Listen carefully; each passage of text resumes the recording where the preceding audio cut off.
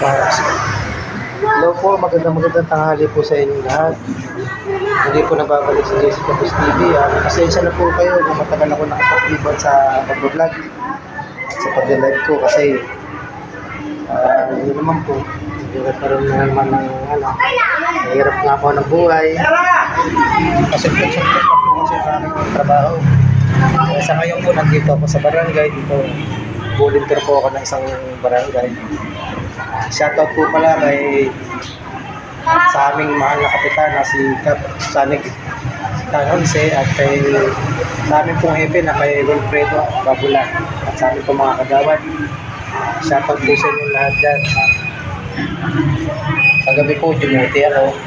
Medyo po maling mataw kasi kagigising ko lang, gumawa pa ako gawain sa bahay namin. Ito po ang aming barangay.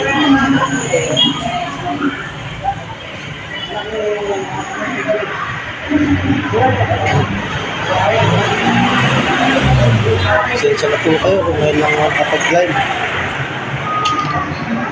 Pero umasa po kayo at tuloy-tuloy ko na po ito ulit na vlog. Maraming salamat sa mga sumusuporta sa akin, kay Sir the Mentor, kay Christine Cheng.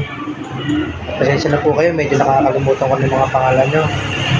Kay Zelda Whitey, kay Kita Ao, kay World Official, kay Shirley the Mentor, and Motovlog, kay Cecil Sari, sa lahat po, kay Princess Priya, salamat sa suporta mo sis.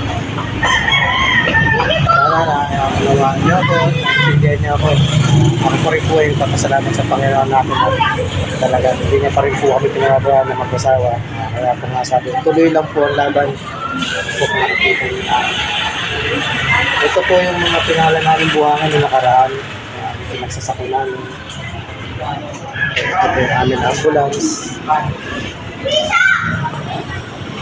Yung ibang sasakyan po rito, hindi sa barangay, nakikipark lang po ito.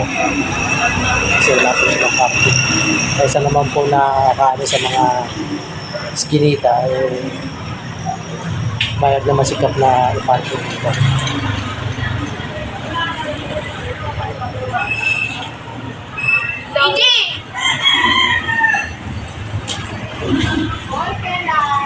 Ito ang aming mga senior citizen. Ako, hindi po ako nagpapasalamat at humingi po ng pasensya sa inyo sa mga pag-ibang mo sa aking pag-live at vlog. Pasensya na po kayo talaga. Salamat pa rin po kay Lord na paano po hindi nakakaraos pa rin. Kasi naisan na ako itong cellphone ko. So, kakailanan, minsan kinakapunti po talaga, hindi kayo iwasan. Ako, salamat pa rin po talaga sa mga taong sumusuporta at tinutulong sa mag-asawa kahit nagkakaroon kami ng problema. Kapit lang. Papasalamat din po ako dahil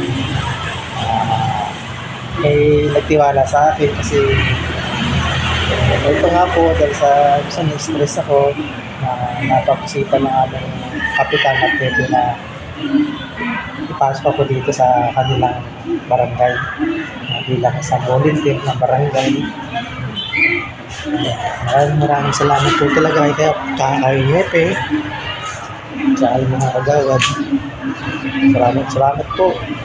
Salamat po kayo. Bagong nilulunan naman po ito para isama sa mga tao. Bali po may isang buwan na rin po kung nasa barangay.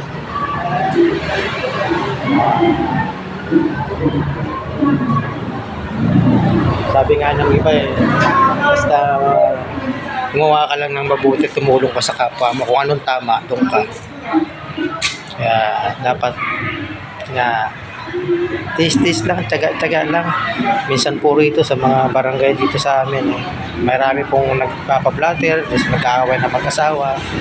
Pero hindi naman po kadahilanan na magiging ganun ang buhay, yung mauwi sa hiwalayan at pag-aaway, pananakit, dapat hindi naman po ganun. Kaya nakakakuha pa rin po ako ng experience dito sa aming barangay na salamat din po kay Camp at saka kay Epe na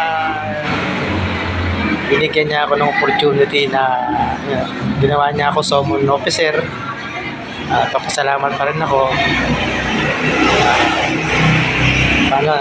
Malaking tulong din pa rin po ito sa aming mag-asawa kay Camp sa mga kagawad kasi po talaga na hindi ko rin po sukat akalain na mapupunta ako sa ganito kasi sobrang stress nga, napatambay na, pinasok Pepe. Ayun naman, okay naman yung ano ko sa kanila. Praise God po talaga. Salamat po sa Panginoon talagang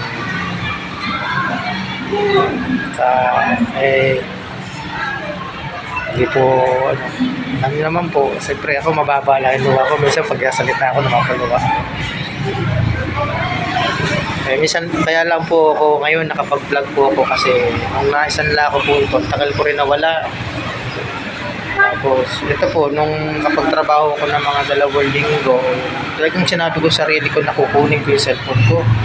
Kasi gusto ko rin po talaga na mag-vlog. Siyempre sayang naman din po itong pinaghirapan ko. Kaya talaga sa mga tumulong talaga, maraming salamat po talaga. Bahala na po ang ating Panginoon sa inyo.